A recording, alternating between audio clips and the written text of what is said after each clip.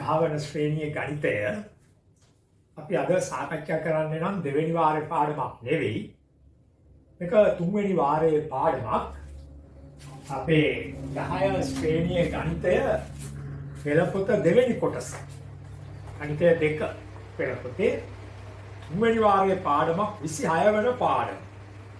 දෙවෙනි පොතේ 86 වෙනි පිටුව සංඛ්‍යාත ව්‍යාප්ති.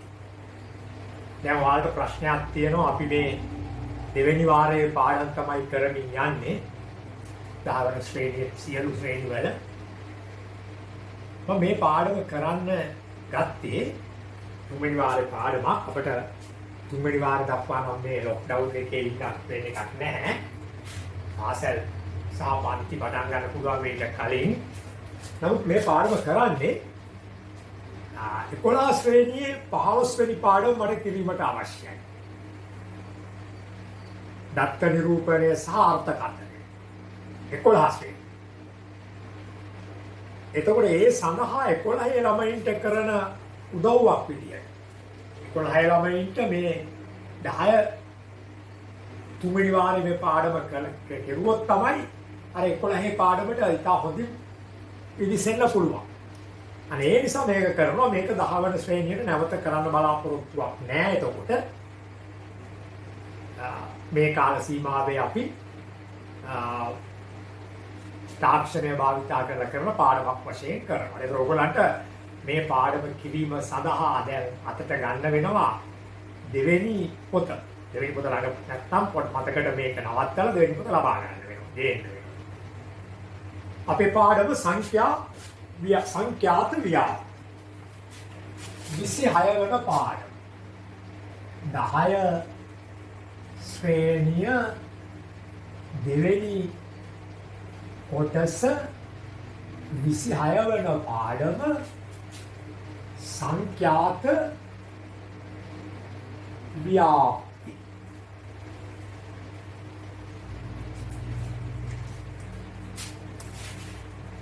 එතකොට දැන් මේ ඉස්සරව බලමු අපි මොකද්ද සංඛ්‍යාතය කියන්නේ කියලා.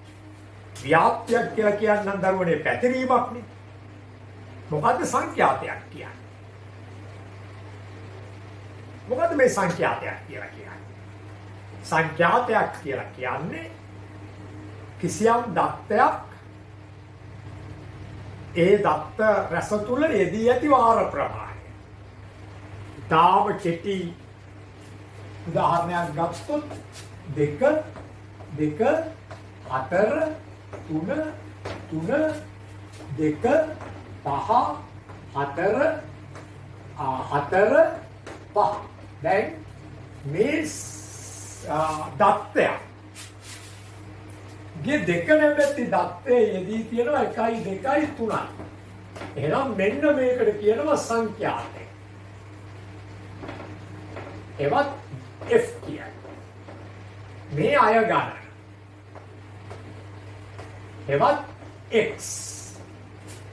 එතකොට අපේ දත්ත සමූහයක අය ගණන කියන්නේ X. එම අය ගණන දත්ත සමූහයේ යෙදී තිබුණු වාර ප්‍රමාණය එම අය ගණනේ සංඛ්‍යාතය F. දැන් 3 නැමැති අය ගණන 2යි. ආන්න 3 සංඛ්‍යාතය 2. 4 නැමැති අය ගණන 3යි. 4 සංඛ්‍යාතය 3යි. 5 නැමැති අය ගණන 2යි. 5 සංඛ්‍යාතය 2යි. මෙතනින් එකතු කරලා ගත්තොත් මේ ටික පල්ලහැට සංඛ්‍යාතයන්ගේ එකතුව සිග්මා කියන සංකේතය අපි පාවිච්චි කරන්නේ එකතුව.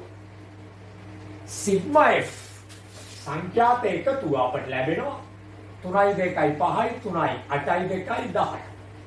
බලන්නකො මේකේ සංඛ්‍යාතයන් 1 2 3 4 5 6 7 8 9 10. අන්න එහෙමයි අපි සංඛ්‍යාතය කියන්නේ මොකක්ද කියලා තීරණයකට එන්නේ. මොකක්ද සංඛ්‍යාතය කියන්නේ? කිසියම් දත්ත සමූහයක් තුල එක් අය ගණන යෙදී ඇති වාර ප්‍රමාණය එම අය ගණන් වල සංඛ්‍යාතය. ආයි බලමු. කිසියම් දත්ත සමූහයක් තුල එක් අය ගණන. දැන් මේ දත්ත සමූහයේ දෙක නැවති අය ගණන තියෙනවා. කී වතාවද? 3 වතාවක්. ඒ නිසා දෙකේ සංඛ්‍යාතය 3යි.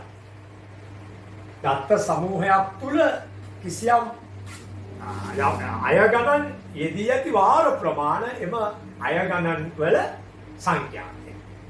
ව්‍යාප්තියක් කියන්නේ ව්‍යාප්ත වීමක් කියන්නේ පැතිරීම. දැන් COVID-19 සීබ්‍රේන් ව්‍යාප්ත වෙනවා. ආයි කිසි බ්‍රේක් නැහැ. මැරෙනවා 45යි 55යි ඔහොම. දවසට 3000යි 2800යි ශීඝ්‍ර ව්‍යාප්තිය. වෛද්‍යවරු කියනවා 2800යි කිව්වොත් 12000ක් විතර දවසට ඉන්න ඕනයි කියලා. ශීඝ්‍ර ව්‍යාප්තිය. ව්‍යාප්තිය කියන්නේ පැතිරීම. එතකොට මෙන්න මේ සංඛ්‍යාතය. ඒ කියන්නේ අය ගණන් යෙදී ඇති වාර ප්‍රමාණ පැතිරී ඇති අන්දමට අපි කියනවා සංඛ්‍යාත ව්‍යාප්තිය කියලා. හරි. එහෙනම් අපි දැන් ඔක්කොම කතන්දර පැත්තකින් තියලා අපි සංඛ්‍යාත ව්‍යාප්තිය පිළිබඳව පොඩි උදාහරණයකට නැත්නම් පොඩි ගැටලුවකට එනවා. අපේ පළවෙනි ගැටලුව. අපි ඒක මෙන්න මෙහෙම ලියාගමු. අපි ඒක ලියාගමු ඒක. ලියාගන්න එක්තරා ගමක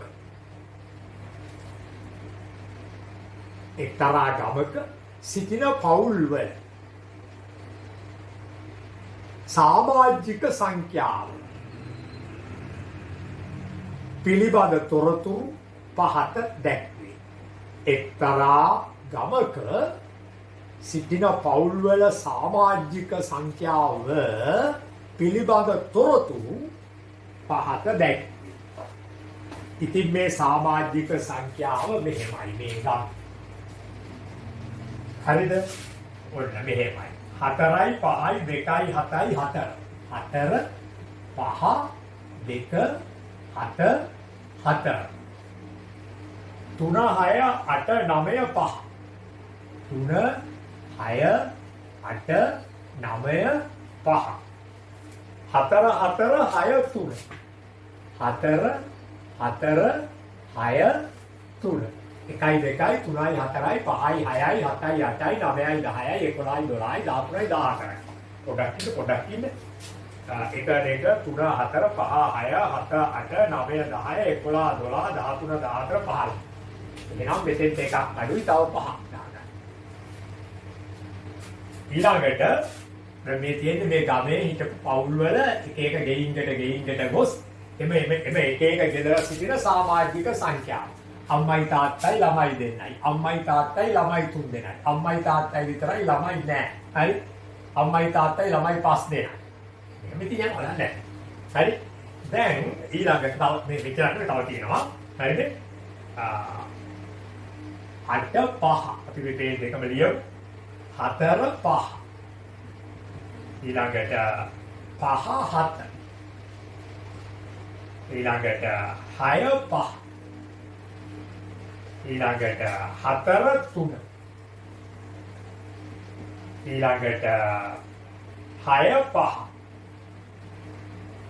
6 5.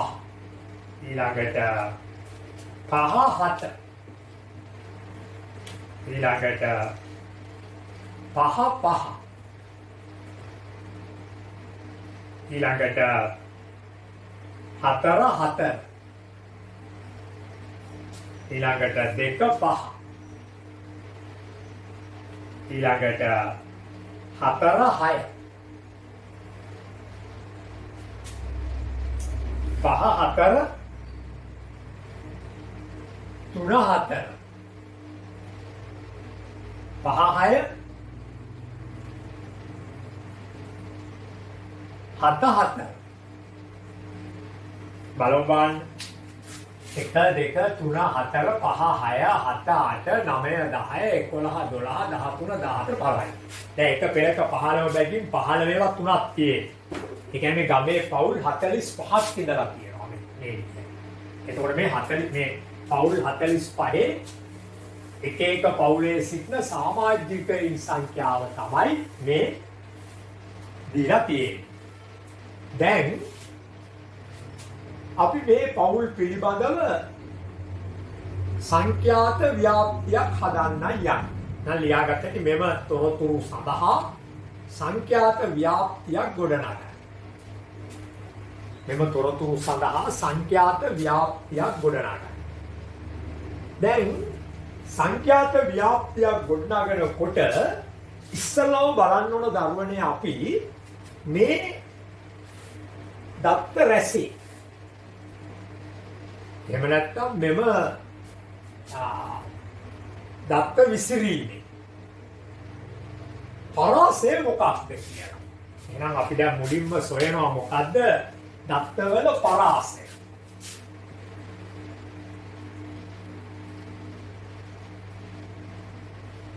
මොකද්ද මේ දත්තවල පරාසය කියලා කියන්නේ? දත්තවල පරාසය කියන්නේ මෙතන තියෙන අය ගණන් අතරින් වැඩිම අය ගණන. මට පේන හැටියට නම් 9. ඒකෙන් අඩු කරනවා මෙතන තියෙන දත්තවල අඩුම අය ගණන වන 2. එහෙනම් දත්තවල පරාසය සොයන්නේ කොහොමද? වැඩිම අය ගණනෙන් අඩුම අය ගණන අඩු කරන. පරාසය සොයන්නේ වැඩිම අය ගණනෙන් අඩුම අය ගණන අඩු කරලායි පරාසය සොයන්නේ. අපිට පේනවා පරාසය 7යි කියලා. පරාසය 7යි. පරාසය 7ක් කියන්නේ පුංචි පරාසයක්. පරාසය 30ක් කියන්නේ ලොකු පරාසයක්.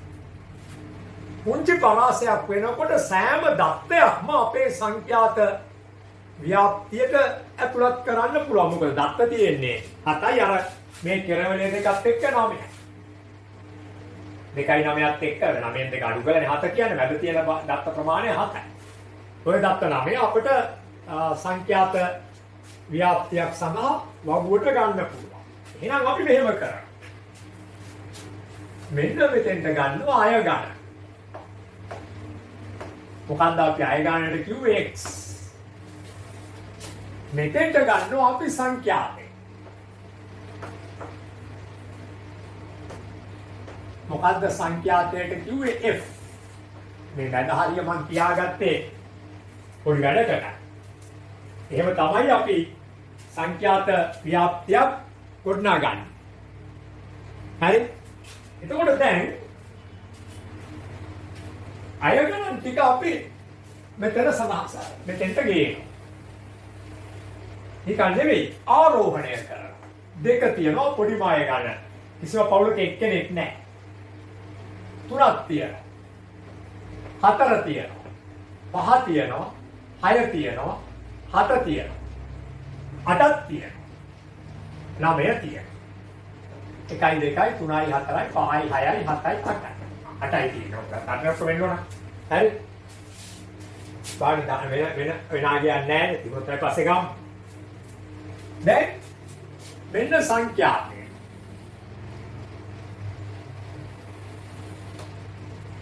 මෙතන ප්‍රගණන ලකුණු. අපි මේ සංඛ්‍යාත ව්‍යාප්තිය හදන්න යන්නේ ප්‍රගණනය භාවිතයෙන්. දැන් හැම තිස්සෙම මේ සංඛ්‍යාත ව්‍යාප්තිය හදනකොට මේ මම කියන ක්‍රමයට විතරයි මේක කරන්නේ. දැන් බක පඬිතු වෙන්න පුළුවන් වෙන ක්‍රම වලට කරනවා. අනිවාර්යයෙන්ම හරියට. විභාගයට ගියොත් වැරදිලා වැඩි කියලා වෙලා ගන්නවා. right. ලකුණුත් නැහැ. හැම තිස්සෙම මේ දත්ත සමූහයේ පළවෙනි දත්තය කපන. ඊට අදාළ ප්‍රගණනය 4 ඉස්සරහට ගේ. දැන් 4ක් පෙර මේ 7 කපන්නේ මේකත් කපලා දෙකක් ගෙනියන්නේ නැහැ. ක්‍රමානුකූලව මේවා කපලා ගෙනියනවා 5. එතකොට 5 ඉස්සරහට 1. ඊළඟට 2. 2 ඉස්සරහට 1. ඊළඟට 7. 7 ඉස්සරහට 1. ඊළඟට 4. 4 ඉස්සරහට එකක් තව එකක්. ඊළඟට 3. 3 ඉස්සරහටත් 1යි. දැන් හිතෙන්න පුළුවන් මේක මහා දුෂ්කර කාර්යයක්. නමුත් මේ වැඩේ කරන්න ඕන. මෙහෙම කරොත් තමයි නිවැරදි සංඛ්‍යාත ව්‍යාප්තියකට එන්න පුළුවන් වෙන්නේ. මේක නම් මොකද්ද කියලා ඔය ආච්චිලා ගන්න 4ක් 5ක් කරලා මේකට දාන්න ගියොත් එකක් කොහෙද පැටලෙන්නේ. දැන් ඔය වෙලාවක අපිට නවත්තලා හිටියේ. මොකද? අපි මේ පැත්තේ කපපුවා තමයි මෙහෙට ගෙනත් තියෙන්නේ. කපලා තියෙන්නේ කොහමද? ක්‍රමානුකූලව. ඕනනම් දැන් කියන රවුමක් ගහලා ආයෙත් මේ වැඩේ පටන් ගන්න. හරි? 9. ඔන්න 9 ඉස්සරහින් 1. 5. 5 ඉස්සරහින් 1. 4 ඒවා දෙකක් එක ළඟ තියෙන නිසා ඕනනම් මෙහෙම කපලා 4ක් ඉස්සරහින් දෙකක්ම දාන්න පුළුවන්. 6. 6 ඉස්සරහින් 1. 3. 3 ඉස්සරහින් 1. 5. 5 ඉස්සරහින් 1. මේක පොඩි පන්තියක් කරපු වැඩ 8 ඉස්සරහින් 1. මම මේ නැවත මතක් කිරීමයි කරන්නේ. ඔන්න වැදගත් 4. පස්වෙනි ප්‍රගණනය මෙහෙම කපන. ඒක ප්‍රගණන සෙට් එකක්. 5 ඉස්සරහින් 1යි. 6 ඉස්සරහින් 1යි. ඊළඟට නැවත 4 ප්‍රගණන සෙට් එකක් ඉවර කරපු නිසා නව ප්‍රගණන සෙට් එකක ආරම්භය. සෙට් එකක් 5යි කියලා ගණන් කරනවා. 6 ඉස්සරහින් 1යි. 5 ඒවා 2යි. මොන මම දෙක මේ පාරට කැපුවා. මෙන්න එක සෙට් එකක් මෙන්න අනිත් සෙට් එක. sorry. අන්න වැඩේ නම් සබ්සෙට් යන්නේද? මෙන්න එක සෙට් එකක් මෙන්න අනිත් එක පටන් ගන්නවා. 4 ඉස්සරහින් 1. 2 ඉස්සරහින් 1. 4 ඉස්සරහින් 1යි. ඊට පස්සේ 5 ඉස්සරහින් 1යි. ඊට පස්සේ 3. ඊට පස්සේ නැවත 5. නැවත නෑ 7. 5 ඒවා 2යි. සීග්‍රේම් 5 ඉදිරියට යන්න. ඔන්න 4යි මෙන්න තව සෙට් එකක්. හරි 7 1යි. ආයෙ 5 1යි. තුන්වෙනි සෙට් එක පටන් ගන්න. ආයෙ 3ක්. නැවත 5යි. නැවත 7යි. නැවත 5යි.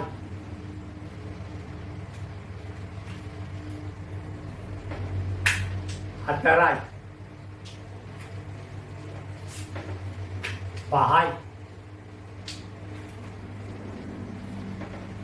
6යි. ඔන්න මේ 6 පස්වෙනි එක. 4 ඒවා 2යි. මෙන්න එකක් මෙන්න දෙවෙනි එක අලුත් සෙට් එක. 6යි. මෙතන 4යි. ඔන්න අපි ප්‍රගණනය අවසන් කරනවා. ප්‍රගණනය අවසන් කළයින් පස්සේ අපට සංඛ්‍යාතයන් ලියන්න පුළුවන් වෙනවා. මේ දෙකේ සංඛ්‍යාතේ 2යි. තුනේ සංඛ්‍යාතේ 4යි. 4 සංඛ්‍යාතේ 5යි 5යි 10යි 2යි 12. 5 5යි 5යි 10යි 4යි 17. 5යි 1යි 6යි. 4 2යි 1යි. ඔන්න එකතු කරනවා සිග්මා එක. 4යි 2යි 6යි 2යි 8යි 4යි 12යි 6යි 18යි 19යි 20යි 21යි 22යි ඉස්කුල 24යි 1යි 25යි 15යි දෙකක් ඉතුරුයි 2යි 1යි 3යි 1යි 4යි ඔක්කොම ගමේ පවුල් 45. ඔන්න ඔහොම දෙයකට තමයි අපි සංඛ්‍යාත ව්‍යාප්තියක් කියලා කියන්නේ. එතකොට මේ තියෙන්නේ සාමාන්‍ය සංඛ්‍යාත ව්‍යාප්තිය. සමහර උදවිය කියනවා අසමූහිත සමූහිත නෙමෙයි සමූහයක් නෑ මේක ටිකයි තියෙන්නේ 8 දෙනයි තියෙන්නේ අසමූහිත සංඛ්‍යාත ව්‍යාප්තිය. ඒ බයිලවල නෑ මේක සංඛ්‍යාත ව්‍යාප්තිය. ඔය විදිහට අපි ප්‍රගණනය භාවිතා කරමින් සංඛ්‍යාත ව්‍යාප්තියක් ගොඩනගන්න ඉගෙන ගන්නවා. කුඩා පරාසයක් ඇති විට අසමූහිත ලෙස. අසමූහිත කියන්නේ කෙලින්ම මේ අය ගණන් මේ තැන්වල තිබෙනවා. දැන් අපි තවත් සංඛ්‍යාත ව්‍යාප්තියක් ගොඩනගීමට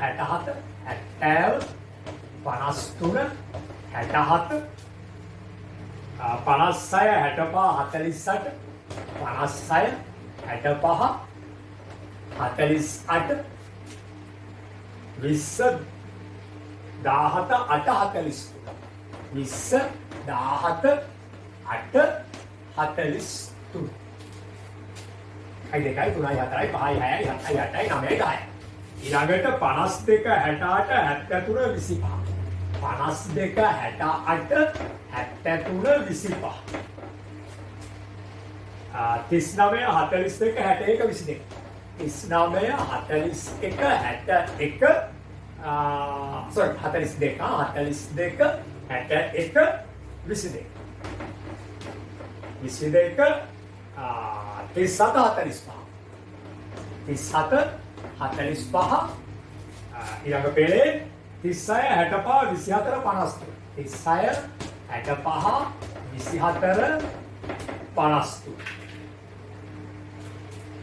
එකයි දෙකයි තුනයි හතරයි පහයි හයයි හතයි අටයි නවයයි 10යි 53 ඊට පස්සේ 46 18 39 46 18 39 ඊළඟට 54 26 35 54 26 35 එක දෙක තුන හතර පහ හය හත අට නවය 10 ඊළඟට 27 94 59 87 72 ඔන්න මේ පන්තියේ ළමයි කී දෙනෙක්ද 45 දෙනෙක් ලබාගත් ගණිත ලකුණු ප්‍රමාණ තමයි මේ දක්වලා තියෙන්නේ.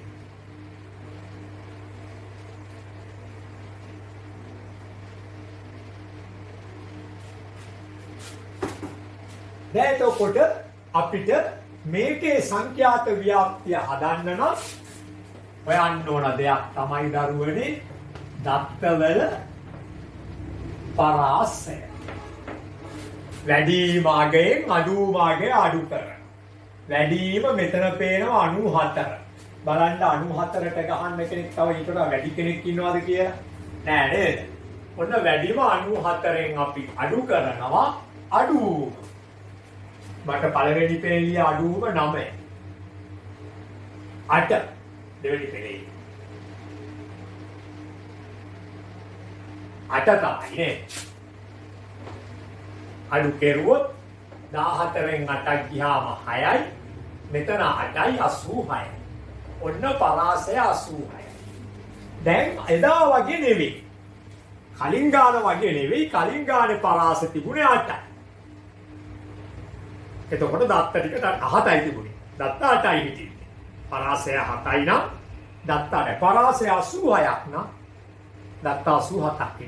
දත්ත 87ක් මෙහෙම පල්ලයට සංඛ්‍යාත වගුවක අසමූහිතව එක් දත්ත වෙන වෙනම ලියුවොත් එම මාගලක් ඕන. ඒක කරන්න පුළුවන් ක්‍රියාවක් නෙවෙයි. එහෙමනම් දැන් අපි මොකද කරන්නේ? සාමූහිත සංඛ්‍යාත ව්‍යාප්තියක් මේ සඳහා ගොඩනගනවා. හොඳට මතක තියාගන්න මේ සඳහා අපි ගොඩනගන්න යන්නේ කවුද? සාමූහිත සංඛ්‍යාත ව්‍යාප්තියක් ගොඩනගන්න යන්නේ. සාමූහික සංඛ්‍යාත ව්‍යාප්තියක් ගොඩනගන්නේ දත්ත නෙවෙයි. මෙතන තියෙන්නේ පන්ති ප්‍රාන්තර. අපි x කියලා දාන්නේ අපි y කියලා දාන්නේ. ඔන්න. පන්ති ප්‍රාන්තර සමග මොනවද?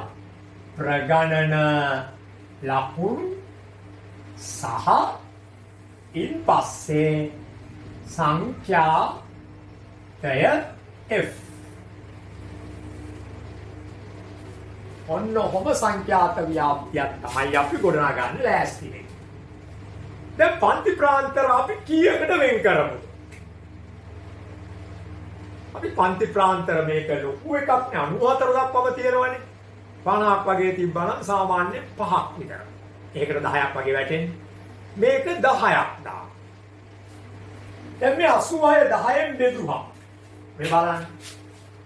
86 10න් බෙදුවම දශම ස්ථානයක් නෙන්නේ මෙතෙන්ට 10න් බෙදුවා කියන්නේ 8.6යි එක පන්තියක තරම. එක පන්තියක තරම වෙන්නේ 8.6යි. ඉතින් දරුවනේ දශම 6ක් තියන්න බෑ. අපි ආසන්න වැඩියාගෙන එක පන්තියක තරම 9යි. එහෙනම් පළවෙනි පන්තිය පටන් ගන්නෙ 8. 8යි මොන බලන්න 8 9 මගේ ඇඟිලි දිහා 8 9 10 11 12 භාග්‍ය 13 14 15 16 අන්න 9ක් වෙද්දි 16 මේ පන්තියේ පහළ සීමාව 8යි ඉහළ සීමාව 16 ඊළඟ පන්තියේ පහළ සීමාව 17යි 17 18 19 20 21 22 23 24 25 26 මේ බලන්න 26 27 28 29 30 31 32 33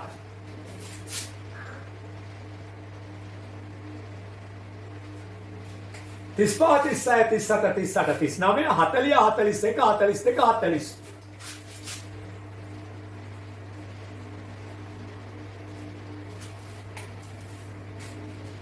40 44 45 46 47 48 49 50 51 52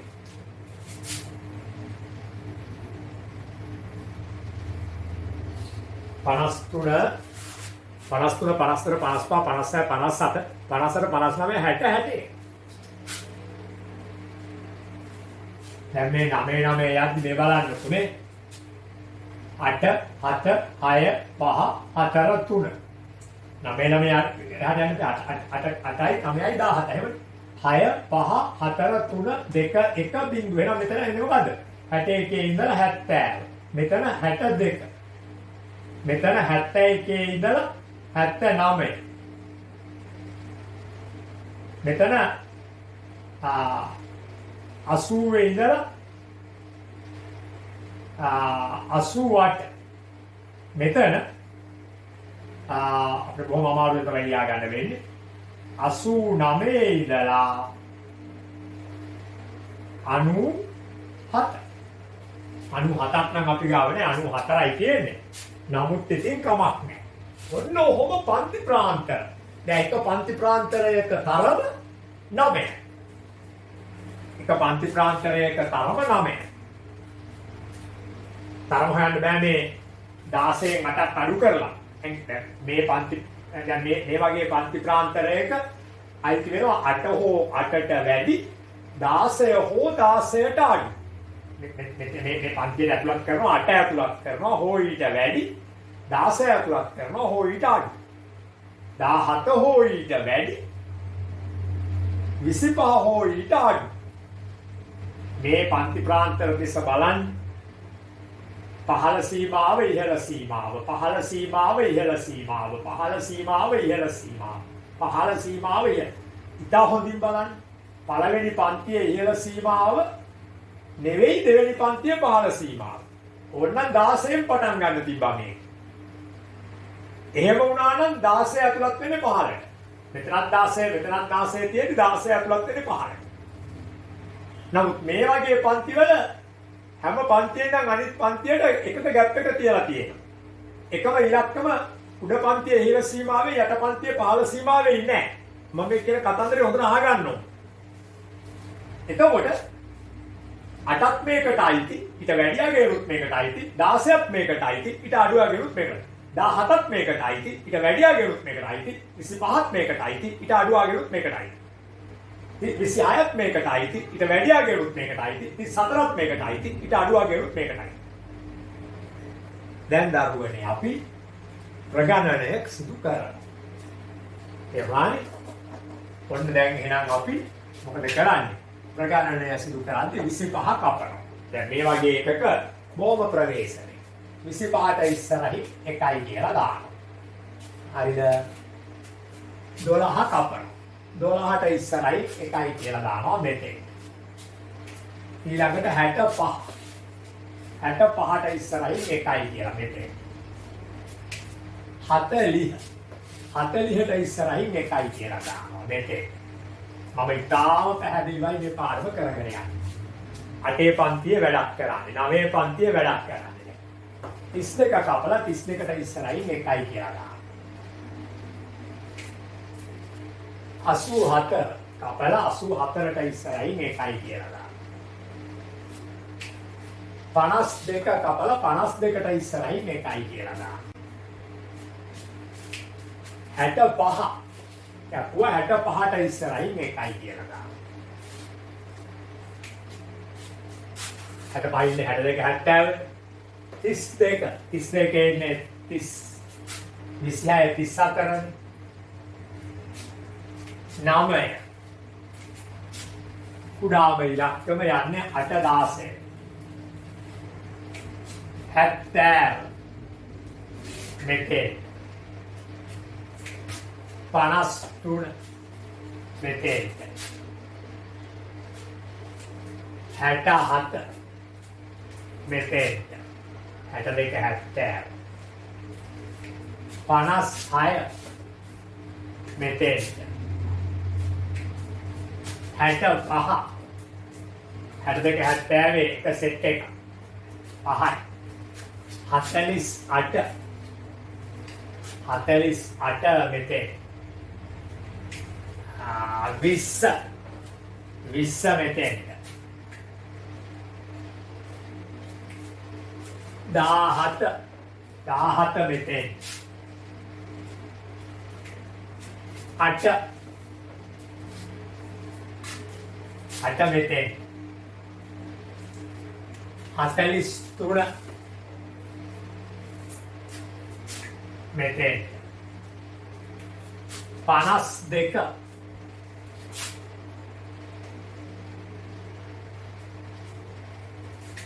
68 මෙතනනේ අලුත් එකක් 73 71 79ට මුල් මේකක් වුණා 25 39 මෙතෙන් නේද ඊළඟට 42 මෙතෙන් තමයි 61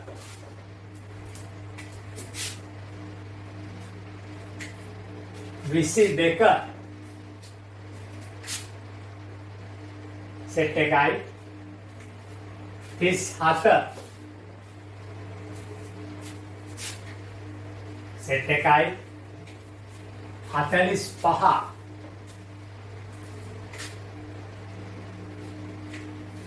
36 අලුත් එකක් 65 62 70 මෙතන 24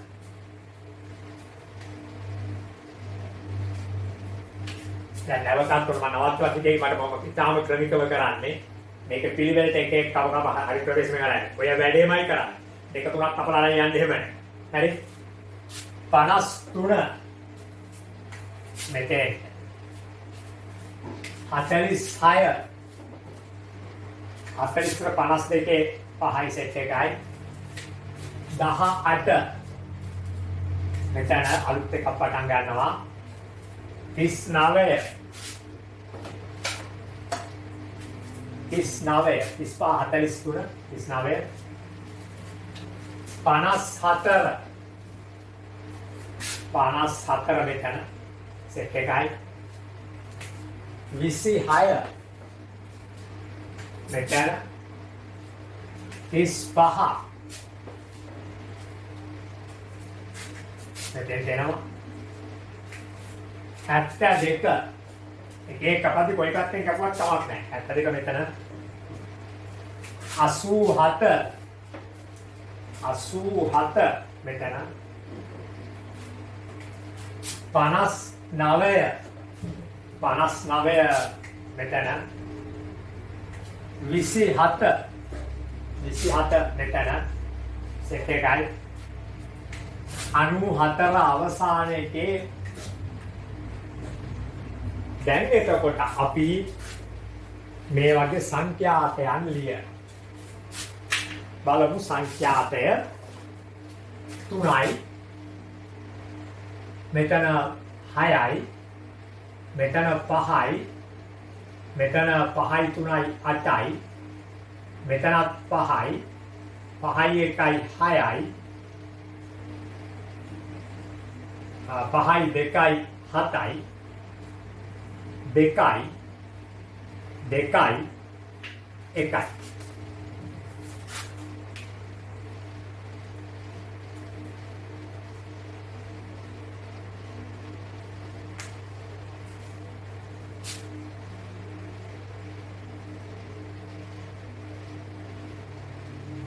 කොහොම අපට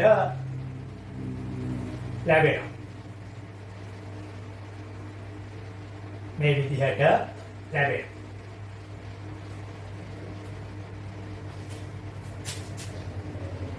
දැන් මේක තමයි අපි සාමූහික සංඛ්‍යාත ව්‍යාප්තිය කියලා පිළියෙල කරන්නේ ඔය විදිහට සාමූහික සංඛ්‍යාත ව්‍යාප්තිය අපි පිළියෙල කරන්නේ ඔන්න ඔහොම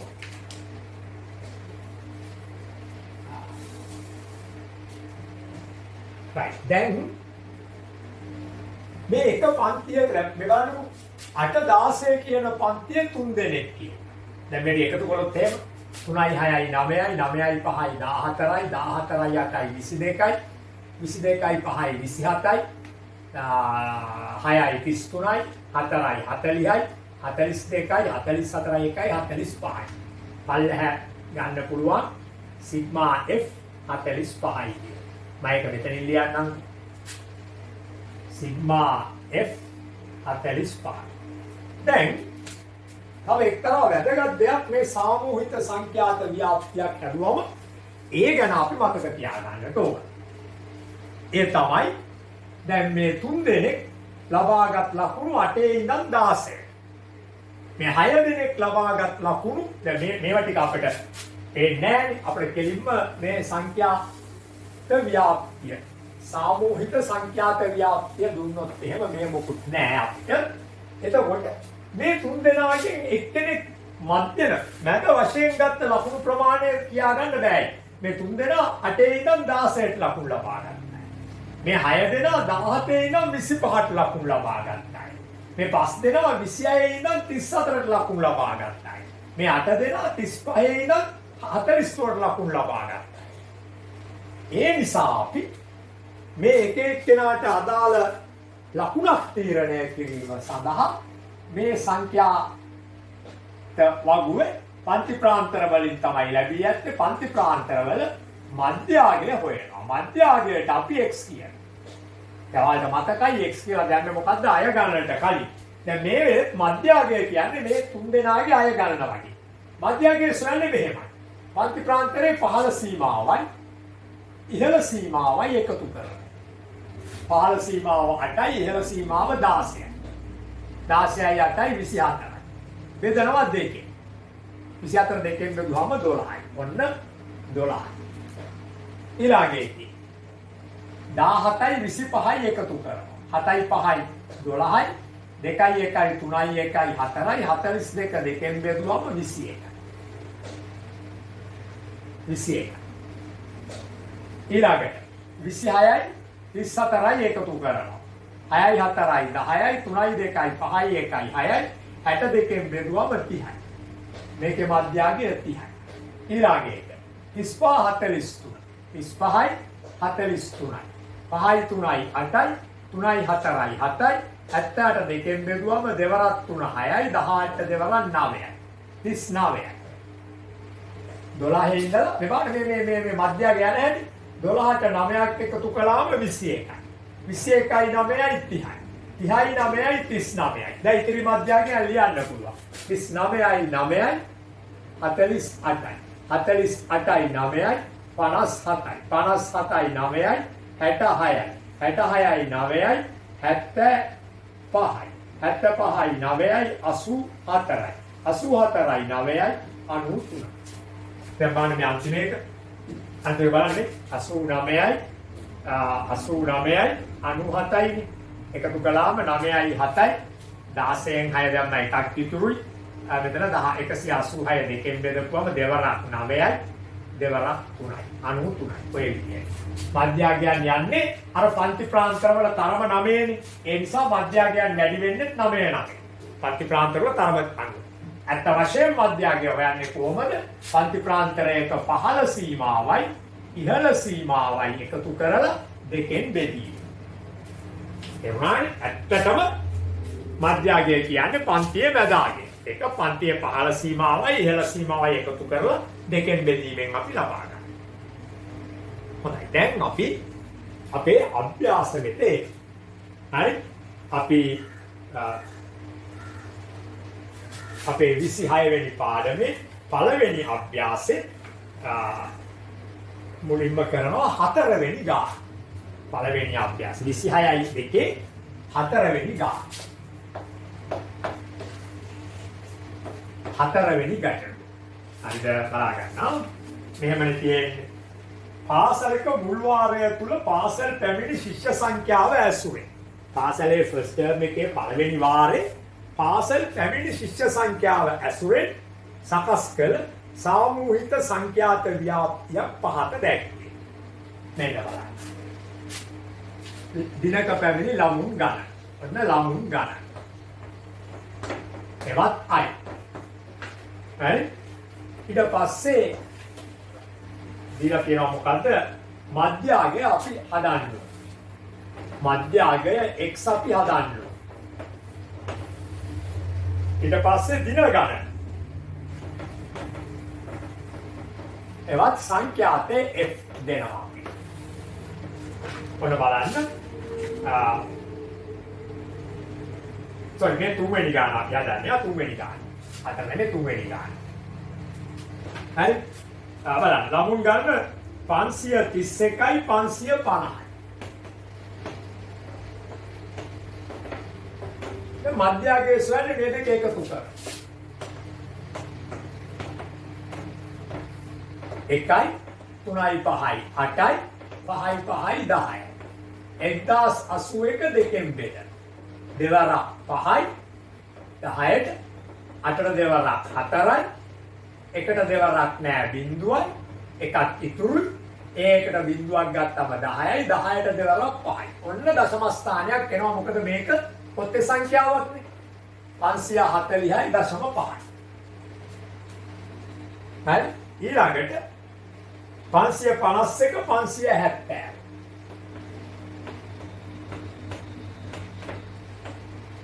දැන් 551යි 570යි එකතු කරනවා. 1යි 5යි 7යි 12යි එකක් ඉතුරුයි 5යි 5යි 10යි 1යි 11යි. දෙකෙන් බෙදලා. දෙවරක් 5 10යි එකක් ඉතුරුයි 12ට දෙවරක් 6 12යි. එකට දෙවරක් නෑ බිඳුවයි. එක ඉතුරුයි ගත්ත බිඳුවක් දැන් දශම 10ට දෙවරක් 5. ඔන්න මධ්‍යගය 560.5යි. මෙතන ඉන්නවා ළමයි ගාන 4ක්. මෙතන ඉන්නවා ළමයි ගාන 10යි. හරි අපි මේ සාකච්ඡා කරන්නේ තුන්වෙනි ගාන. තුන්වෙනි ගාන. හරි. දැන් බලන්න මේ දෙක අතර වෙනස 540.5යි 560.5යි. 20ක වෙනසක් තියෙනවා හරියට. මේ බලන්න අඩු කෙරුවොත් මේ 5න් 5ක් බිඳුවයි බිඳුවෙන් බිඳුවක් බිඳුවයි මෙහාට අඩු ගන්න උඩ අතර 6න් 4ක් ගියාම 2යි 20.0 20ක වෙනසක්. ඒ කියන්නේ මේ පන්ති ප්‍රාන්තරයක තරම 20යි නේ. 531 ඉඳන් 550 දක්වා 20ක වෙනසක් තියෙනවා. 21ත් අයිති නේ මෙතෙන්ට. 531 ඉඳන් 550ට 31 32 33 34 35 36 37 38 39 40 41 42 43 45 46 47 48 50 20ක වෙනසක් තියෙනවා. එහෙනම් මධ්‍යගයන් ගමන් කරන්නේ 20යි. දැන් ඊටු ටික ලියන්න පුළුවන් කොහොමද? 580.5යි. තව 600.5යි. ඔහොම ලියන්න පුළුවන්. බලන්න ඊළඟ පන්ති ප්‍රාන්තරය 571 590. 571 590. ඊළඟ පන්ති ප්‍රාන්තරය 591 610යි. 591 610යි. අවසාන පන්තිය තමයි 611 630. එහෙනම් ඒක කිසි කතාවක් නැතුව 620.5. කෝකරක් හදලා බලමු බලන්න. 611යි 630යි.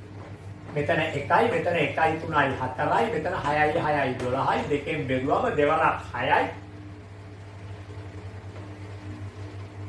දෙවරක් 2යි එකට නෑ බිඳුවයි ඒකට බිඳුවක් ගත්ත දෙවරක් 0.5යි 620.5යි මෙතන ළමයි 21යි මෙතන ළමයි 12යි මෙතන ළමයි 10යි මුළු එකතුව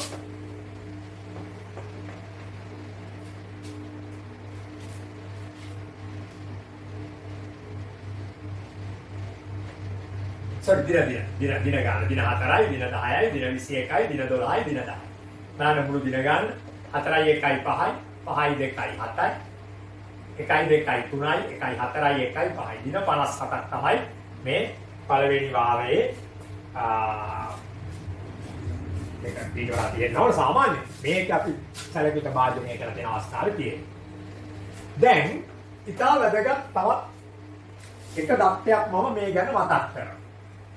දැන් මේ තමයි දත්ත අර්ථකථනය. දැන් මේ මතක් කරන්න යන්නේ දත්ත මම මේක බලනවා. දත්ත අර්ථකථනය. දැන් මේ විදිහේ දත්ත ලඝුගත කරගත්තයින් පස්සේ සාමූහික සංඛ්‍යාත ව්‍යාප්තියකට ගත්තයින් පස්සේ අපට අර්ථකථනයන් කීපයක් දෙන්න පුළුවන්. ඔන්න පළවෙනි එක අර්ථකථනයක් මම දැන් කියලා දෙනවා ඔයගොල්ලන්ට. මේ දත්වල තියෙන එක අර්ථකථනයක් තමයි මාතය. හරි? අංක එක දාන්න බෑ මම මේක වැදගත් ලකුණක් දාන්නේ. මාතය. මොකද්ද මාතය කියලා කියන්නේ? දැන් දවස් 4ක ආපු ළමයි තමයි 531 550. දවස් 10ක් තිස්සේ ඇවිල්ලා තියෙනවා මේ වාරේ 551 570. දවස් 21ක් තිස්සේ ඇවිල්ලා තියෙනවා 571 590. දවස් 12ක් තුල ඇවිල්ලා තියෙනවා 591 610. දවස් 10ක් තිස්සේ ඇවිල්ලා තියෙනවා 611 630 කියන ළමයි ප්‍රමාණය. මේ අතරින් දරුවනේ මෙන්න මෙහෙම දෙයක් කියනවා මොකද්ද? වැඩිම දින ගණනක් තුල පැමිණි ළමුන් සංඛ්‍යාව තමයි මෙන්න මේ තියෙන්නේ කියලා. 571 590. එහෙනම් මාතය තමයි 571 590. නම් මාතය කියන්නේ මොකද්ද? වැඩිම සංඛ්‍යාතයකට අනුරූප පන්ති ප්‍රාන්තය. මාත පන්තිය කියන්නේ සංඛ්‍යාත ව්‍යාප්තියක මාත පන්තිය කියන්නේ වැඩිම සංඛ්‍යාතයකට අනුරූප වැඩිම සංඛ්‍යාත ඉදිරියෙන් නැති පන්ති ප්‍රාන්තය. මේ වෙලාවේ හැටියට මෙතන තියෙන සංඛ්‍යාත අතර වැඩිම සංඛ්‍යාත 21යි. එයට අනුරූප පන්ති ප්‍රාන්තරයේ හෙවත් එය නියෝජනය කරන ළමයි සංඛ්‍යාව 571 590. ඒක තමයි මාත පන්තිය වෙන්නේ. දැන් මේ ප්‍රශ්නේ අපිට තව කීපයක් තමයි එක වගුව පිටපත් කරගෙන මධ්‍යාග තීරය සම්පූර්ණ කරන්න. අපි ඒක කෙරුවා. එහෙනම් මේ තමයි අංක 1. වගුව පිටපත් කරගෙන මධ්‍යාග තීරය සම්පූර්ණ කිරීම අංක 1 මේ තියෙන්නේ. හරි? ඔන්න අංක 2. සිසුන් 591කට වඩා අඩුවෙන් පැමිණි දින ගණන. මෙන්න මෙතනින් උඩ 591කට වඩා අඩුවෙන් කියන්නේ මෙහෙ 571 590 551 570 531 මෙන්න මේ දින ගණන 4යි 1යි 5යි 4යි 1යි 5යි 1යි 2යි 3යි 21යි 10යි 31යි 4යි 35යි. ඒ නිසා මෙම දින ගණන අපි දාගන්නවා කියද උත්තරේ 35යි. 3 බලන්න.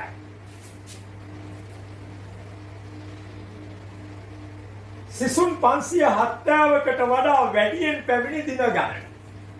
මෙන්න මෙතනින් පල්ලෑ. 570කට වඩා වැඩි 571නේ මෙහෙ. 571 590 570ට වඩා 571 590 591 610 611 630.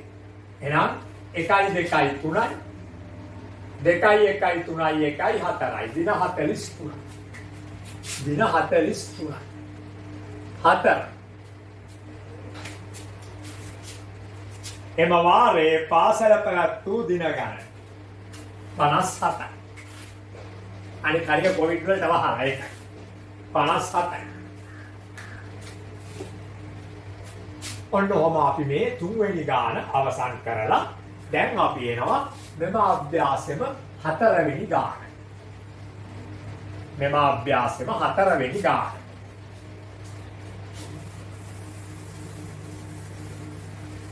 මෙම අභ්‍යාසෙම 4වෙනි ගාන.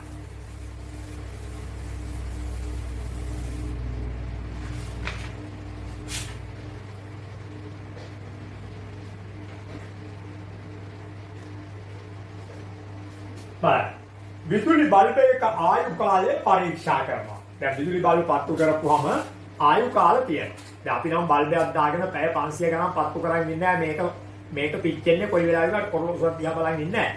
දිනපතා දානවා ඕෆ් කරනවා පත්තු වෙච්ච මුළු කාලය එකතු කරලා පිච්චුණු අවස්ථාවේ නවත්වුවොත් මුළු කාල සීමාව තමයි යාගේ ආයු කාලය.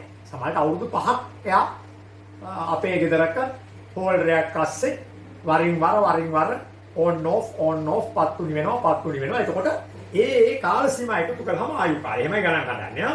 පවත්වන පරීක්ෂණ ලබාගත් තොරතුරු. මෙන්න බලන්න. දැල්වුණු ආයු කාලය. ආයු කාලය. මේ මොකද්ද ගාන 4. ආයු කාලය පැය. අන්න එතන අපිට ඒකකයක් තියෙනවා. ඉතින් ළමයි ගන්නට ඒකකයක් තිබුණේ නැහැ. පන්ති ප්‍රාන්ත. මෙන්න මධ්‍යාගේ x මෙන්න බල්බ ගන්න f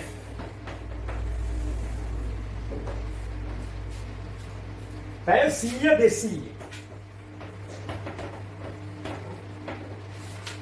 පැය 100 200 බල්බ සංඛ්‍යාව 5යි. දැන් කොහොමද මධ්‍යගයේ මේ දෙක එකතු කරනවා? කීයයිද? 300යි. දෙකෙන් බෙදුවම 150යි. ඊළඟට පැය 200 300. බල්බ ගණන 12යි. 500යි 500 මධ්‍යගයේ 250යි. බලන්න 150 250 ඊගාවට 100 100 350 450 550 එහෙම ලැබේ. ඇයි මේ බලන්න පන්ති ප්‍රාන්තරයක තරම 100යි. ඒ නිසා මධ්‍යගයන් පහළට වෙනස් වෙන්නේ 100 දැන්. ඊළඟට 300 400 500 600 අන්තිමට 600 700 1300 මෙතන එකතුව 1300 දෙකෙන් බෙදපුවම දෙවරක් 6 12යි. එකක් ඉතුරුයි 10ට දෙවරක් 5යි 650යි හරියටම හරි. මේ පැත්තේ බල්බ ගන්න 25යි 30යි 25යි 30යි 16යි 12යි. සිග්මා F බලමු. සිග්මා F මුළු බල්බ ගන්න බලමු අපි. 5යි 2යි 7යි 7යි 5යි 12යි 12යි 6යි 18යි 18යි 2යි 20යි දෙකක් ඉතුරුයි ඒ දෙක මෙතෙන්ට ආවම 2යි 1යි 3යි 3යි 2යි 5යි 5යි 3යි 8යි 8යි 1යි 9යි 9යි 1යි 10යි. මේ නිසා අපි දල්වා තිබූ මුළු බල්බ ගන්න මේ පරීක්ෂණයේදී 100යි. දැන් අපෙන් වගුව පිටපත් කරගෙන මධ්‍යාග තීරය සම්පූර්ණ කරන්න එක හරි. right දෙක පැය 400ට වඩා අඩුවෙන් දැල්වුණු බල්බ ගන්න. මෙන්න පුතේ පැය 400. පැය 400ට වඩා අඩුවෙන්. අද හොඳ වැදගත් පාඩමක් මෙතෙන්ට එනවා. මේ බලන්න. මේ පන්ති ප්‍රාන්තර වෙන් කර ඇත්තේ කෙසේද? මේ 100 200 පන්ති ප්‍රාන්තරයේ ඉහළ සීමාවෙන්ම තමයි 200 300 පන්ති ප්‍රාන්තරයේ පහළ සීමාව පටන් ගන්න. මෙයාගේ ඉහළ සීමාව 300යි ඒකෙන් තමයි පහළ එක්කෙනාගේ පහළ සීමාව පටන් අරන් තියෙන්නේ. මෙතන එකක වෙනස. එතකොට පුතේ මෙතෙන්ට 200 අයිති නැහැ. මේකට අයිති 100 හෝ ඊට වැඩි 200ට අඩු. මෙහෙම. පළවෙනි පන්තියට අයිති කට්ටිය x නම් x වෙන්නේ 100 හෝ ඊට වැඩි හෝ සමාන නේ. x කියන්නේ 100ට වැඩි හෝ සමාන අඩුයි 200. දෙවෙනි පන්තියේ කට්ටියත් x නම් x අයිති වෙනවා 200ට වැඩි හෝ 200 හෝ ඊට වැඩි 300ට අඩු. හැමතිස්සෙම ඉහළ සීමාවට අයිති එක එතෙන්ට අයිති නෑ. අයිති වෙන්නේ ඊට පහළ එකේ මුල් සීමාව. පැය 200ක් දැල්වුණු බල්බයක් නම් මෙතෙන්ට නෙවෙයි දාන්නේ මෙතෙන්ට. පැය 300ක් දැල්වුණු බල්බයක් මෙතෙන්ට නෙවෙයි දාන්නේ මෙතෙන්ට. පැය 400ක් දැල්වුණු බල්බයක් මෙතෙන්ට නෙවෙයි දාන්නේ මෙතෙන්ට. මතක තියාගන්න සාමූහික සංඛ්‍යාත ව්‍යාප්තිවල පන්ති ප්‍රාන්තර තිබෙන්න පුළුවන් ක්‍රම දෙකම දැන් අපිට මුණ ගැසුණා. කොහොමද? පන්ති ප්‍රාන්තර අතර එකක ගැප් එකක් තිබුණොත් මේ දෙපැත්තම මේකට අයිති. එහෙම නැතුව උඩ පන්ති ප්‍රාන්තරයේ ඉහළ සීමාවෙන්ම යට පන්ති ප්‍රාන්තරයේ පහළ සීමාව පටන් ගන්න තියනවා. එවාගේ අයිති වෙන්නේ යට එකට. දැන් එතකොට අපේ ප්‍රශ්නේ මොකද්ද? පැය 400කට බලන්න. පැය 400ට වඩා අඩුවෙන් දැල්ලු. 400 මෙතෙන්ටනේ අයිති. 400 මෙතෙන්ටයි. ඊට අඩුවෙන් දැල්ලු කට්ටිය තමයි මේ. මෙතෙන්ට 400 නැහැ. මේ තියෙන්නේ 300 හා ඊට වැඩි 400ට අඩු. හරි? දැන් අපෙන් අහන්නේ පැය 400ට වඩා අඩුවෙන් දැල්ලු බල්බ ගන්න. 5යි 2යි 7යි 7යි 5යි 12යි එකක් ඉතුරු 1යි 1යි 2යි 2යි 4යි 42. ඒ නිසා අපේ දෙවෙනි පිළිතුර පළවෙනි පිළිතුර මේ මධ්‍යගයේ පිරවීම මෙන්න දෙවෙනි පිළිතුර 42. හරි? ඊළඟ තුන්වෙනි පරීක්ෂණය සඳහා යොදාගත් බල්බ ගන්න කොපමණද? බල්බ 100යි. සිග්මා F ගේ උත්තරය අපි අරගෙන තියෙනවා. මුළු බල්බ ගන්න බල්බ 100යි. බලන්න ඉතින් වරහන් තුල දෙනවා. යොදාගත් සෑම බල්බයක්ම පැය 100ත් 700ත් අතර කාලයක් දැල්ුණේයි උපකල්පනය කරන්න. කිසි කෙනෙක් 100ට අඩුවෙන් පිටිලා ගිහින් නැහැ. ඒ 100ට අඩුවෙන් පිටිලා මෙතෙන්ට අහුවෙන්නේ නැහැ. එයා අයින් වෙනවා මේ සමීක්ෂණය. 700ට වැඩියෙන් දැල්ුණා නම් එයාට ඉන්න තැනක් නැහැ. මේ සමීක්ෂණයෙන් අයින් වෙනවා. අපි විසින් මේ සඳහා යොදාගත් බල්බ 100ම කෙසේ ඒවද පැය 100ට වැඩියෙන් අනිවාර්යෙන් දැල්වි පැය 700ට අඩුවෙන් අනිවාර්යෙන් දැල්වි නිවි ගිය බව සැලකලා මේ ගාන හදලා තියෙන්නේ. හරි එහෙනම් අපි දැන් කොතනින් ඔය සංඛ්‍යාත ව්‍යාප්ති පිළිබඳ කතන්දරේ අවසන් කරනවා. මම තව එකක් මතක් කරන්න ඕන. මෙතන මේ මාත පන්තිය කීයද? පැය 400 500. වැඩිම සංඛ්‍යාතය ඉදිරියේ.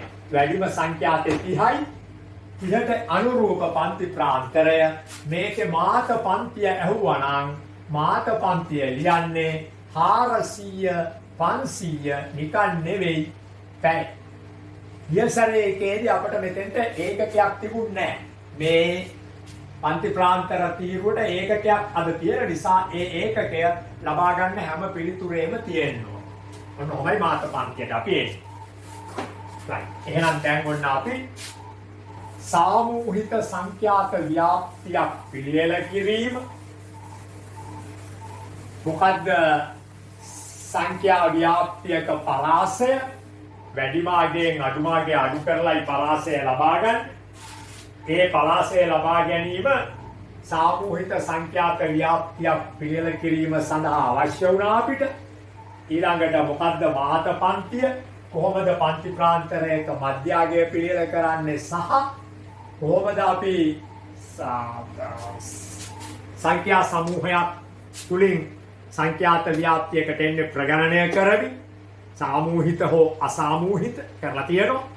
ඊළඟට මතක තියාගන්නට ඕන අපි කොහොමද එම සංඛ්‍යාත වගුවක් ඇසුරෙන් ඔය පැය 400ට වැඩි අරගෙන ඒවාට උත්තර දෙන්නේ. ඒවට උත්තර දෙද්දි මතක් වෙන්නට ඕන අර පන්ති ප්‍රාන්තරවල ඉහළ සීමාවයි පහළ සීමාවයි දෙකම එක නම් එයා යන්නේ පහළ සීමාව. ඒ දෙක අතර ගැප් එකක් තිබේ නම් උඩ වෙනම ඊළඟ එක වෙනම ඊළඟ එක වෙනම දෙපැත්තම හැම පන්තියකම අහු වෙනවා. දැන් අපි කතා කරන්න යන්නේ සාමූහික සංඛ්‍යාත ව්‍යාප්තියක මධ්‍යනය සෙවි. මධ්‍යනය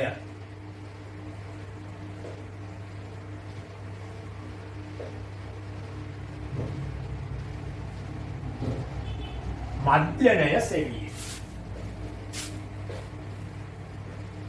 හොඳට මතක තියාගන්න මධ්‍යනයක් කියලා කියන්නේ මෙන්න මෙච්චරයි. මෙන්න මේ කට්ටියගේ මධ්‍යනය මොකද්ද? 5 8 7 6 9.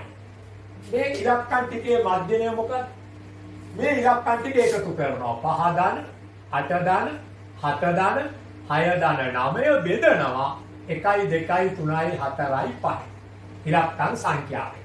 5යි 8යි 13යි 13යි 7යි 20යි 20යි 6යි 26යි 26යි 9යි 35යි 35 පහෙන් බෙදපුවම මේගොල්ලන්ගේ මධ්‍යනය 7යි. එහෙනම් පුතේ මධ්‍යනය කියන්නේ මොකද්ද?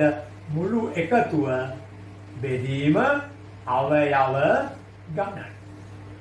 මේ මුළු එකතුව තමයි මේ 35. මෙතන තිබුණා අවයව 7ක්. ඒකෙන් තමයි මේ බෙදන්නේ. එහෙනම් මතක තියාගන්න මධ්‍යනය කියන එක සොයනකොට ඒ සඳහා පාවිච්චි වෙන මූලික સિદ્ધාන්තය තමයි ඕන මධ්‍යනයක් හොයන්නේ ඒ එතන ඉන්න දත්ත සමූහයේ මුළු එකතුව එම දත්ත ගණනෙන් එවත් අවයව ගණනෙන් බෙදූ විට ලැබෙන්නේ ඒගොල්ලන්ගේ මධ්‍යනය. ඒ සරල අවස්ථාව. දැන් අද අපි කරන්න යන්නේ සාමූහික සංඛ්‍යාත ව්‍යාප්තියක මධ්‍යනය හොයන එක. සාමූහික සංඛ්‍යාත ව්‍යාප්තියක් කියන පුතේ විශාල සංඛ්‍යා ප්‍රමාණයක් අපි අකුලවලා ගත්ත ව්‍යාප්තිය. හොඳයි. එහෙනම් අපි දැන් ඒ සඳහා මුලින්ම මේ ඇත් එක්කලා යනවා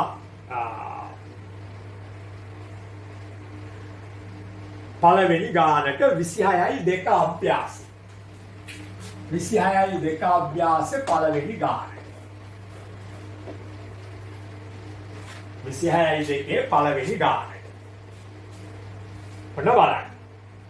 එළවලු එකතු කිරීමේ මධ්‍යස්ථානයකට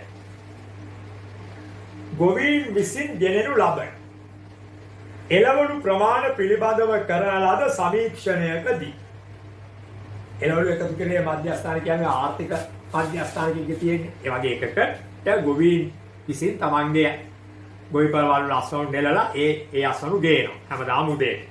හරි? ඒතර එළවලු ප්‍රමාණ පිළිබඳ කරන ලද සමීක්ෂණයකදී ගොවීන් 40 දෙනෙකු විසින් ගෙනෙන ලද බෝංචි ප්‍රමාණ පිළිබඳව ලැබුණු දත්ත වලින් සැකසූ සංඛ්‍යාත ව්‍යාප්තියක් පහත දැක්කේ. මෙන්න බලන්න. ඔන්න බෝංචි වල ස්කන්ධය කිලෝග්‍රෑම් වලින් I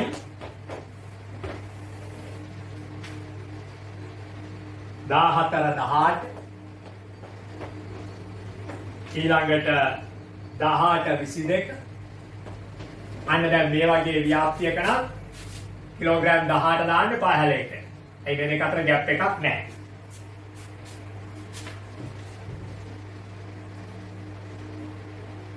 ඊළඟට 22 26 ඊළඟට 26 30 ඊළඟට 30 37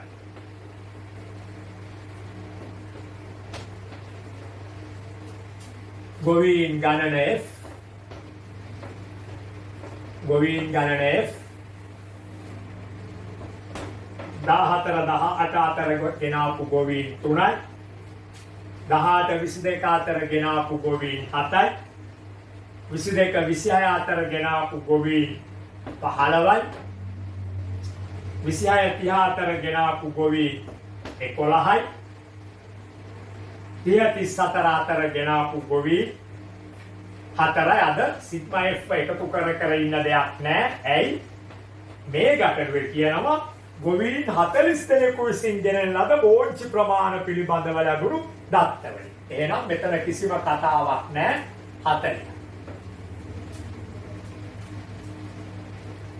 දැන් ඉතින් අපි හොයන්න යන්නේ මේගොල්ලන්ගේ මධ්‍යනය. අපිට පළවෙනියෙන් කියන්නේත් ඒකනේ. මෙම ගොවීන් දෙන බෝංචි ප්‍රමාණවල මධ්‍යනය ගණනය කරන්න.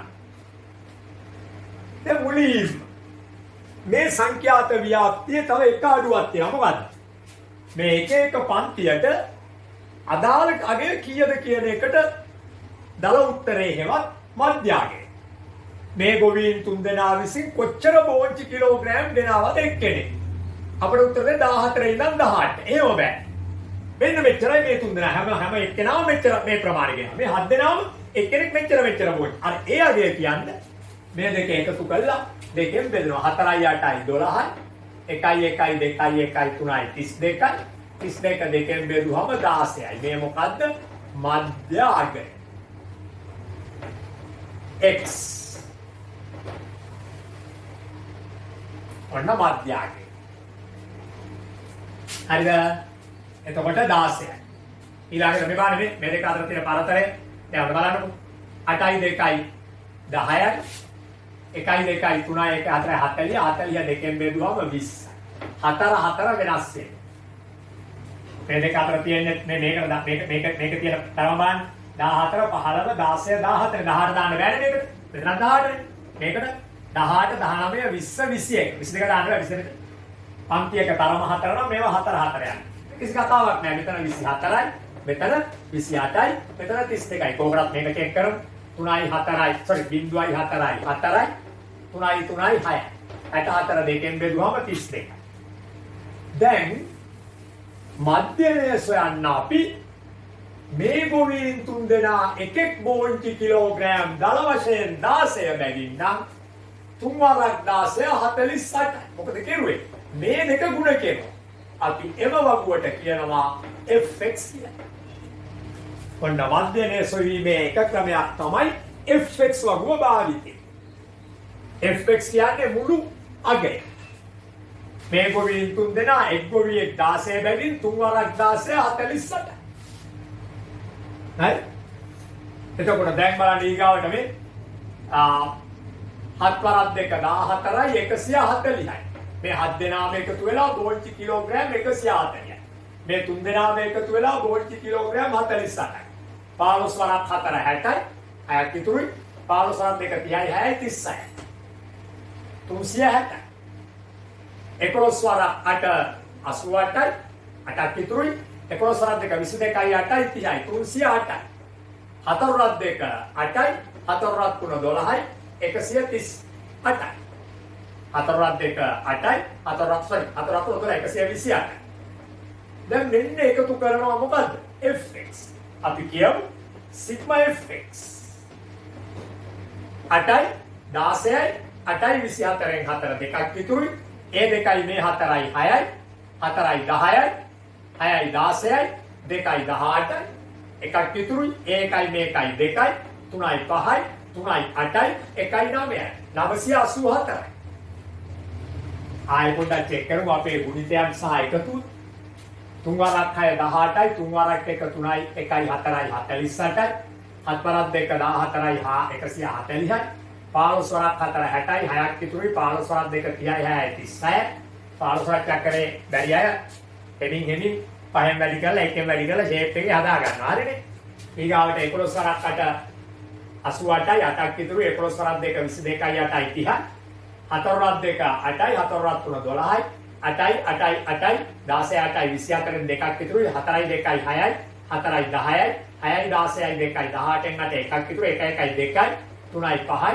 3යි 8යි 1යි 9යි 980යි දැන් පුතේ මෙහෙමයි මෙව ආර්ථික මධ්‍යස්ථානෙට ආපු ගොවීන් 40 දෙනා විසින් බෝංචි ගෙනත් තියෙනවා 984 කිලෝග්‍රෑම් එහෙමනම් අපෙන් අහන්නේ එදිනගෙන ආපු බෝංචි වල මධ්‍යන අගය කොපමණද නේද දැන් මේ බලන්න එදිනගෙන ආපු බෝංචි වල මධ්‍යන අගය කොපමණද මොන බලන්න මෙම ගොවීන් ගෙන බෝංචි ප්‍රමාණවල මධ්‍යනේ දැන් මේ ඔයාලට මේක ඉතා පැහැදිලි හරි ඉතාම පැහැදිලි මුළු එකතුව බෙදනවා අවයව ගන්න මුළු එකතුව බෙදෙන්න බෝංචි වල ගෙන ආපු අවයව එහෙවත් ගොවියෝ 40යි එහෙනම් මතක තියාගන්න මධ්‍යනය සොයන්නේ සිග්මා fx බෙදනවා සිග්මා f ගෙන් මොන අවස්ථාවකද මේ විදිහේ සාමූහික සංඛ්‍යාත ව්‍යාප්තියක මධ්‍යනය සොයන්නේ සිග්මා fx බෙදනවා සිග්මා f එහෙමනම් දැන් සිග්මා fx කියන්නේ fx තියෙන යට තියෙන 984 බෙදනවා සිග්මා f කියන්නේ ගොවි 40 40 වරක් 2 80යි ඉතුරුයි 18ක් මේ බලන්න 984 බෙදමු අපි 40 40 වරක් 2 80යි ඉතුරුයි 18ක් 184ට 40 ඒවා 4යි 4 වරක් 0යි 4 වරක් 4 16යි 160යි ඉතුරුයි 24ක් දැන් මේකට බිඳුවක් ගත්තා දැන් දශම හරි 240ට 40 ඒවා 6යි 6 වරක් 0යි 6 වරක් 4 24යි අන්න එහෙනම් 24.6යි වැදගත් දේ මෙතනින් තියෙන ඒකකය දාන්න ඕන හැමතිස්සෙම IT රේ පන්ති ප්‍රාන්තර තීරේ ඒකකයක් තිබේ නම් ඒක දාන්න ඕන නම් කිලෝග්‍රෑම් දැන් අපි මධ්‍යනය සෙව්වා ඔන්න ඔහොම තමයි මධ්‍යනය සොයන්නේ සාමූහික සංඛ්‍යාත ව්‍යාප්තියක් තුල අපි මධ්‍යනය සොයන්නේ ඔය ක්‍රමයට සාමූහික සංඛ්‍යාත ව්‍යාප්තියක මධ්‍යනය සොයන්නේ ඔය ක්‍රමයට දැන් මධ්‍යනය සෙව්වයින් පස්සේ මේ මධ්‍යනය අර්ථවත් කරගන්න ඕන සෑම දරුවෙක්ම මේ වැඩේ කරන්න ඕන. මේක එක්සෑම් වල අහන්නේ නැහැ. නමුත් තව 15 කොටස් වලට පිළිතුරු සපයන්න තියෙනවා නම් ඒ සඳහා මධ්‍යනය සෙව්වයින් පස්සේ මධ්‍යනය අර්ථවත් කරන්න ඕන. තේරුණා නේද? මධ්‍යනය සෙව්වයින් පස්සේ මධ්‍යනය අර්ථවත් කරන්නට ඕන. මධ්‍යනය අර්ථවත් කරන්නේ හැමතිස්සෙම f එකක් වන විට i එක ගොවියෙක් විසින් ගෙන ආපු ස්කන්ධය මොනවද බෝංචි? එක ගොවියෙක් විසින් ගෙන ආපු බෝංචි ස්කන්ධය තමයි මේ මධ්‍යනය කියන්නේ. එහෙනම් අද මේ කතන්දරේදී එක් ගොවියෙක් විසින් ගෙන ආපු බෝංචි ස්කන්ධය කොච්චරද? කිලෝග්‍රෑම් 24.6. කිලෝග්‍රෑම් 24.6. එක් ගොවියෙක් විසින් ගෙන ආපු බෝංචි ස්කන්ධය කිලෝග්‍රෑම් 24.6. අපි අපේ අවසන් කොටස වෙතේ හරි අපේ අවසන් කොටසට එමු බලන්න අපේ අවසන් කොටසේදී කියනවා මොකද්ද මේ අණුව දින 10කයි එම මධ්‍යස්ථානයට ගෙන එතයි බලාපොරොත්තු විය හැකි බෝංචි ප්‍රමාණය එක දවසක එක ගොවියෙක් විසින් ගෙන ආපු බෝංචි ප්‍රමාණය බලන්න මේ අණුව දින 10කදී එම මධ්‍යස්ථානයට ගෙන එතයි බලාපොරොත්තු විය හැකි බෝංචි ප්‍රමාණය කොපමණද? right බලන්න දැන් එක ගොවියෙක් විසින් එක දවසකදී ගෙන බෝංචි ප්‍රමාණය මේ තියෙන්නේ. ඔන්න බලා ගන්න මේක හදන හැටි එක ගොවියෙක් විසින් එක දවසකට ගෙන මේ බලන්න මේ ගානේ මුලින්ම තියෙනවා එළවලු එකතු කිරීමේ මධ්‍යස්ථානයට ගොවීන් විසින් ගෙනු ලබන එළවලු ප්‍රමාණය පිළිබඳව කරන සමීක්ෂණයකදී එක්තරා දිනකදී එක දවසක හරි මේක දවසක මේ කවුරුත් ඉතින් මොන බලන්න එහෙනම් මේ දෙවෙනි එක හදන හැටි බෝංචි කිලෝග්‍රෑම් 24.6ක් ගේන්නේ එක ගොවියෙක්. එවැනි ගොවියෝ 40ක් ඉන්නවා ඔන්න. ඒ අර උත්තරේ දෙන්නේ. එහෙනම් ඒ එක දවසකදී දින 10ක් වෙන්න මෙන්න දින ගානේ. මේ ගොවීන් ගානෙන් වැඩි කරලා මේ එක් ගොවියෙක් විසින් ගෙන ආපු බෝංචි ප්‍රමාණය මේ තියෙන්නේ. ඒක ගොවීන් 40 දෙනා බලන්න 40ෙන් වැඩි කරනවා. ඒතකොට ආයේ මේ උත්තරෙමයි එන්නේ. ඒක ඊට පස්සේ 10ෙන් වැඩි කරනවා. දැන් මෙන්න බලන්න බිඳුවක් දැම්මා. 4 වරක් 6 24යි. 4 වරක් 4 16යි. අර 2යි 18යි. 4 වරක් 2 8යි 1යි 9යි. මේ දශමෙ තිබ්බා. අපි ආයෙත් 10ෙන් වැඩි කරනකොට මේ දශමෙ අයින් වෙලා 9840යි kg. 10ෙන් වැඩි කරනවා කියන්නේ දශමයක් අයින් වෙන එකනේ. මේ දෙන්න වැඩි කරුවා අපි. වැඩි කළා මේ දශමෙ තිබ්බා. මෙතනින් මේ 10ෙන් වැඩි කරලා දශමය අයින්. ඔන්න 9840යි කිලෝග්‍රෑම්. කිලෝග්‍රෑම් 9840. right එහෙනම් අපි මේ අභ්‍යාසයේ අවසාන ගානට එනවා. පස්වෙනි ගාන. අවසාන ගාන එහෙම නැත්නම් පස්වෙනි ගාන වෙත එනවා.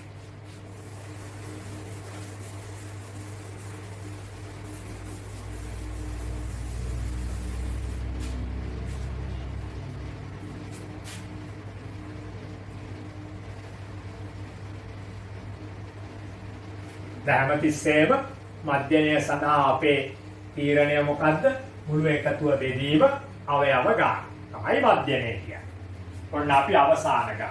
ලොරියකට පටවා තිබූ දැව කඳන් වල වට ප්‍රමාණ සෙවීමෙන් ලබාගත් තොරතුරු පහත වගුවේ දැක්වේ. ලොරියකට පටවා තිබිච්ච දැව කඳන් වල වට ප්‍රමාණය. මෙන්න වට ප්‍රමාණය.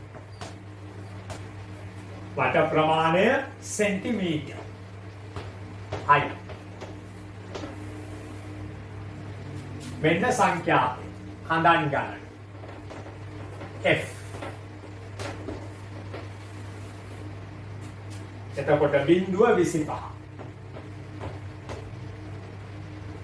25 50. දැන් මෙතන 25ක් සෙන්ටිමීටර තියෙනවා මෙතෙන්ටයි. මොකද මේ දෙකම 25නේ. 50 75. එතකොට 50 වට ප්‍රමාණය අයිති වෙන්නේ මෙතෙන්. 75 100 125. කඳන් 8යි. කඳන් 10යි. කඳන් 12යි. කඳන් 20යි. කඳන් 18යි. ඒකේ කඳන් ගාන දීලා නැහැ සිග්මා F ඔයම් 8යි 2යි 10යි 8යි 18යි 8යි 2යි 10යි 8යි 18යි එකක් ඉතුරුයි ඒකයි මේකයි 2යි 1යි 3යි 2යි 5යි 1යි 6යි කඳන් 68යි හරි දැන් මුලින්ම අහන ප්‍රශ්නයක් තියෙනවා මෙහි මාත පන්තිය සොයන්න වැඩිම සංඛ්‍යාතය වන 20ට අනුරූප පන්ති ප්‍රාන්තරය තමයි මාත පන්තිය අපි පිළිතුර දෙනවා අංක 1 මාත පන්තිය කොච්චරද 75 100 මොනවද මේ සෙන්ටිමීටර ඔන්න මාත පන්තිය වැඩිම සංඛ්‍යාතයකට අනුරූප පන්ති ප්‍රාන්තය 20ට අනුරූප ඉස්සරහට. දැන් අපිට කියනවා මොකද්ද? ඉහත තොරතුරු වලට අනුව ලොරියේ පටවා තිබූ දැව කඳක මධ්‍යම වට ප්‍රමාණය සොයන්න. එහෙනම් දැන් අපි මොකද හොයන්න ඕන? මධ්‍ය අගය. මධ්‍ය අගය x 0.25 දෙකෙන් බෙදපුවම 12.5 25යි 50යි 75යි 75 දෙකෙන් බෙදපුවම දෙවරක් 3.6යි එකක් ඉතුරුයි 15ට දෙවරක් 7.14යි එකක් ඉතුරුයි 10ට 5යි 37.5යි 50 75යි 125 දෙකෙන් බෙදපුවම දෙවරක් 6 12යි 5ට දෙවරක් 2යි 4යි එකක් ඉතුරුයි 10ට 5යි 62.5. දැන් බලන්න කොහොමද මේක වැඩි වෙන්නේ කියලා. මෙවන් 5න් 5 බිඳුවයි 7න් 2ක් ගියාම 5යි 3න් 1ක් ගියා 25 ගානේ වැඩි වෙන්නේ. මේ බලන්න තරම 25යි නෙමෙයි. මේ 25න බිඳුවත් අයිතින මේකට. බිඳුවේ ඉඳන් 24ට 25 වැඩි වෙන්නේ. එහෙනම් තව 25ක් මෙතෙන්ට දාමු. 5යි 2යි 7යි 2යි 6යි 8යි 87.5යි. තව 25ක් මෙතෙන්ට දාමු. හරි? 5යි මෙනෝ. 5යි 25 5යි 7යි 12යි එකක් ඉතුරුයි 8යි 9යි 10යි 11යි 112.5. හරි? බලමු අපි මේවා නිවැරදිද කියලා ආපහු සරයක්. 125යි 100යි 225යි 225 දෙකෙන් බෙදපුවම දෙවරක් 1යි දෙවරක් 1යි දෙවරක් 2 4යි එකක් ඉතුරුයි 10ට 5යි. කොහොම තමයි මේක ලැබෙන්නේ. දැන් fx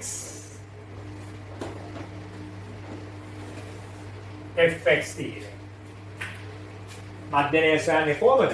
මධ්‍යනය ලැබෙන්නේ අපිට සිග්මා fx බෙදීම මේ බලන්නකො. මධ්‍යනය ලැබෙන්නේ සිග්මා fx බෙදීම සිග්මා f කියන්නේ. දැන් සිග්මා f අපි ගාව තියෙනවා 68යි. සිග්මා fx එන්න ඕන මෙතන. හරි? ඔන්න අපි දැන් එහෙනම් fx බලන්න. 8 වරක් 5 40යි. 8 වරක් 2 16යි. 4යි 20යි. දෙකක් ඉතුරු. 8 වරක් 1 8යි. 2යි 10යි. 100.0. මෙවන් 8 වරක් 5 40යි. 4ක් ඉතුරු. 8 වරක් 2 16යි 4යි 20යි. දෙකක් ඉතුරු. 8 වරක් 8යි 2යි 10යි. 10 වරක් 37.5 375යි. කිසි කතාවක් නැහැ. දශම ස්ථානේ අයින් වෙනවා 10 වැඩි කරලා. දශම බිඳ. 12 වරක් 5 60යි. 12 වරක් 2 24යි 6යි 30යි. 3ක් ඉතුරු. 12 වරක් 6 72යි 3යි 75යි. ආය බලන්න 12 වරක් 5 60යි 6ක් ඉතුරු. 12 වරක් 2 24යි 6යි 30යි. 3ක් ඉතුරු. 12 වරක් 6 72යි 73 74 75. මේක 20ෙන් වැඩි කරද්දී බිඳුවක් අගට දැම්මා. දෙවරක් 5 10යි. දෙවරක් 7 14යි අර ඒකයි 15යි. දෙවරක් 8 16යි 1යි 17යි. දශම ස්ථානයි කරා. බිඳුව අගට දැම්මා. දෙවරක් 5 10න් බිඳුව එකක් ඉතුරුයි. දෙවරක් 7 14යි 1යි 15යි එකක් ඉතුරුයි. දෙවරක් 8 16යි අර 1යි 17යි. 18න් වැඩි කරනවා 112.5. අපි ඒක ප්‍රවේශයෙන් වැඩි කරමු. 112.5 18. 8 වරක් 5 40යි. 8 වරක් 2 16යි 4යි 20යි. 40 ඉතුරු 4. ඉතුරු දෙකක් තියෙනවා. 8 වරක් 1 8යි 2යි 10යි. එකක් ඉතුරුයි. 8 වරක් 1 8යි 1යි 9යි. 8 වරක් 5 40න් බිඳුව 4ක් ඉතුරුයි. 8 වරක් 2 16යි 4යි 20යි. දෙකක් ඉතුරුයි. 8 වරක් 8යි 2යි 10යි. එකක් ඉතුරුයි. 8 වරක් 8යි 1යි 9යි. බිඳුවක් අකට අතින් දාලා එකෙන් වැඩි කරනවා. එක් වරක් 5 5යි. එක් වරක් 2 2යි. එක් වරක් 1 1යි. එක් වරක් 1 1යි. මේ පෙළේ බිඳුවයි. මේ පෙළේ 5යි. මේ පෙළේ 2යි. 9යි 1යි 10යි. 1යි 1යි 2යි. දශම ස්ථානයක් තිබ්බම 2025යි දශම බිඳුව. මෙතෙන් තේනවා 2025කුත් 2025කුත් දශම බිඳුවයි දැන් එකතු කරලා බලන්න. දශම නම් බිඳුව. 5යි 10යි. එබැවින් මෙතන 5යි මෙතන 5යි. ඒක මෙතෙන් 10ම 1යි 7යි 8යි 5යි 13යි 5යි 18යි 19යි 20යි දෙකක් ඉතුරු. ඒ දෙක මෙතෙන් තේ 2යි 1යි 3යි 3යි 6යි 6යි 7යි 13යි 13යි 7යි 20යි බිඳුව දැම්ම දෙකක් ඉතුරුයි 2යි 1යි 3යි 3යි 2යි 5යි 5000ක් තමයි ඒක. හරි බලන්න මේ පෙළේ 5යි බිඳුවයි 5යි 10යි එකක් ඉතුරු එක මෙතෙන්ට 1යි 7යි 1යි 8යි 8යි 5යි 13යි 13යි 5යි 18යි 2යි 20යි ඒ දෙක මෙතෙන්ට 2යි 1යි 3යි 3යි 6යි 7යි 13යි 13යි 7යි 20යි බිඳුව දැම්ම දෙකක් ඉතුරු ඒ දෙක මෙතෙන්ට 2යි 1යි 3යි 2යි 5යි 5000. එහෙනම් මෙතෙන්ට එනවා මොකද? Sigma fx 5000. 5000 බෙදන්න ඕන 68. දැන් බලමු මේක බෙදන්න.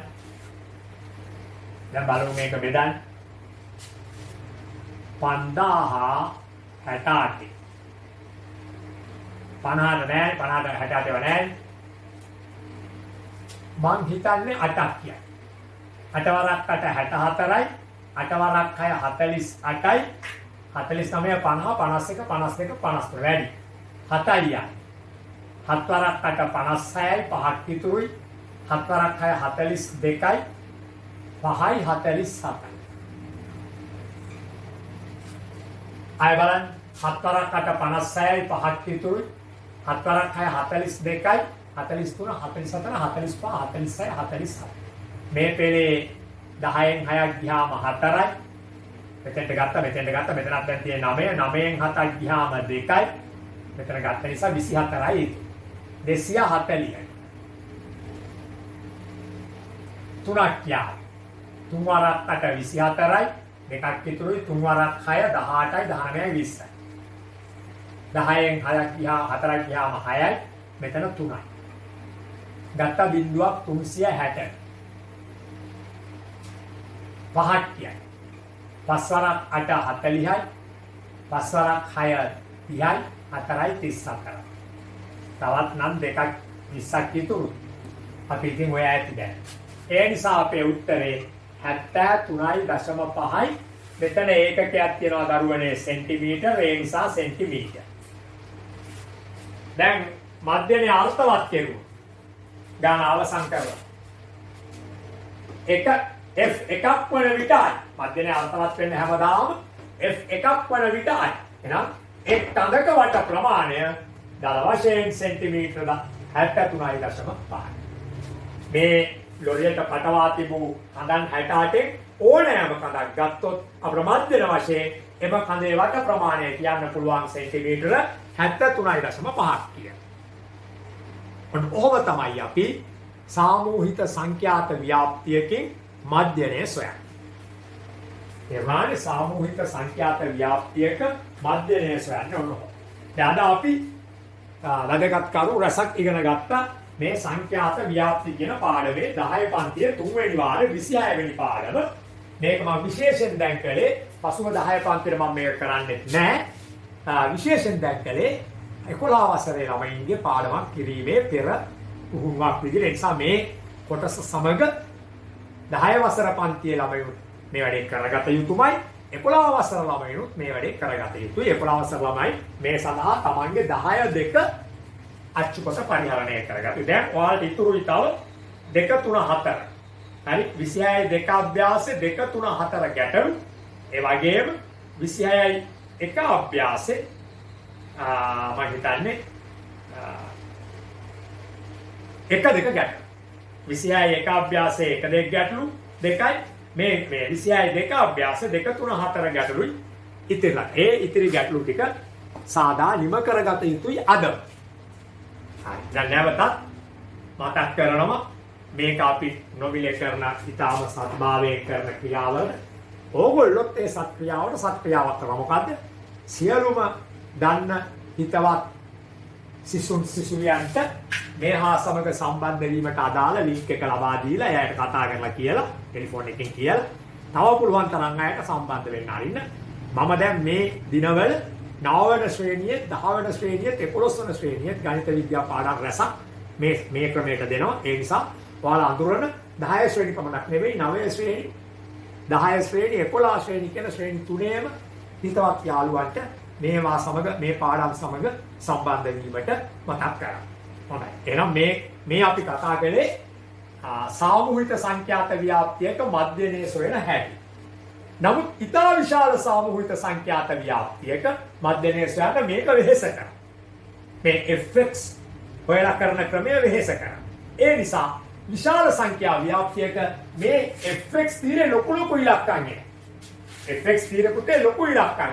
දැන් මේකේ උනත් තරමක් විශාල ඉලක්කම් මේ තියෙන්නේ. ඒ නිසා fx හොයන්න මීට වඩා තව කෙටි ක්‍රමයක් තියෙනවා. උපකල්පිත මධ්‍යන ක්‍රමය. ඒ උපකල්පිත මධ්‍යන ක්‍රමය සමග ඊළඟට අපි මේ පාඩමේ දෙවෙනි කොටස වශයෙන් මුණ ගැසෙනවා. එතකොට මේ අභ්‍යාස අවසන් කරලා තියන්න ඒ දෙවෙනි කොටස වශයෙන් මුණ ගැසෙනකොට ඒ සමග සම්බන්ධ වෙනවා. හොඳයි එහෙනම් අපි කොහොම මේ පාඩම මෙතනින් පළවෙනි කොටස වශයෙන් මේ සංඛ්‍යා ව්‍යාප්ති පාඩම අවසන් කරනවා.